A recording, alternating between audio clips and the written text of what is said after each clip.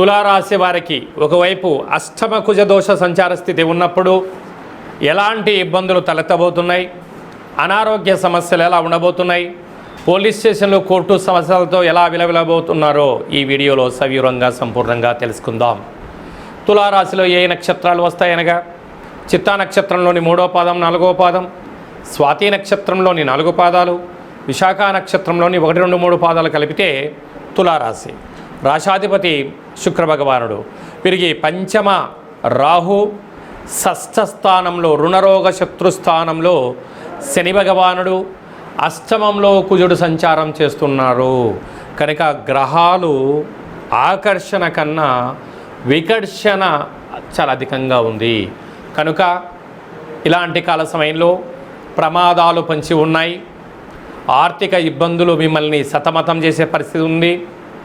కనుక గృహంలో, ఉద్యోగంలో, వ్యాపారంలో పై అధికారులతో సహా ఉద్యోగస్తులతో వీలైనంత వరకు గౌరవ మర్యాదలు ఇచ్చిపుచ్చుకోగలగాలి.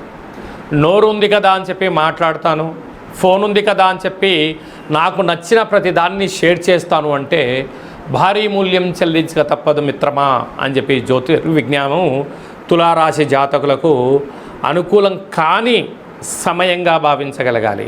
అలాగనే భాగ్యస్థానంలో రవి సంచార స్థితి. ప్రేమికులు, భార్యాభర్తల మధ్య కొద్దిపాటి మాటల అభిప్రాయ భేదాలు కూడా రాబోతున్నాయి. ఎన్నడూ లేని విధంగా రాజ్యస్థానంలో బుధుడు, గురు, శుక్ర సంచార స్థితి ఉంది. మౌనం, ధ్యానం, సత్ప్రవర్తన వలన మీకు మంచి సువర్ణపు రోజులు రాబోతున్నాయి. కనుక ఇలాంటి కాల సమయంలోనే తగు జాగ్రత్తలు పాటించాలి అని చెప్పి జ్యోతిర్విజ్ఞానం తెలియచేస్తుంది. అలాగని మీ వ్యక్తిగత జాతకం తెలుసుకోవాలనుకుంటున్నారా? మీ యొక్క పేరు, పుట్టినటువంటి తేదీ, నెల, పుట్టినటువంటి సంవత్సరం, పుట్టిన సమయం రాసి ఈ కింది నెంబర్కు వాట్సాప్ ద్వారా పంపించగలరు. 100 సంవత్సరాల జాతకాన్ని రాసి పంపించి మీరు పుట్టినప్పుడు గ్రహ గమనాలు ఎలా ఉన్నాయి, ప్రస్తుతం ఎలా ఉంటున్నాయి, భవిష్యత్తులో ఎలా ఉండబోతున్నాయో సవివరంగా సంపూర్ణంగా తెలియజేయడం జరుగుతుంది. అలాగనే చాలామందికి పుట్టినటువంటి కాల సమయంలో డేటా బర్త్లు లేనటువంటి వారికి మీ పేరు యొక్క మొదటి అక్షరం అనుసరిస్తూ రమణ శాస్త్రం ద్వారా అనగా గవళ ద్వారా కాళభైరవ ఉపాసన చేత భూత భవిష్యత్ వర్తమానాన్ని తెలియచేయడం జరుగుతుంది.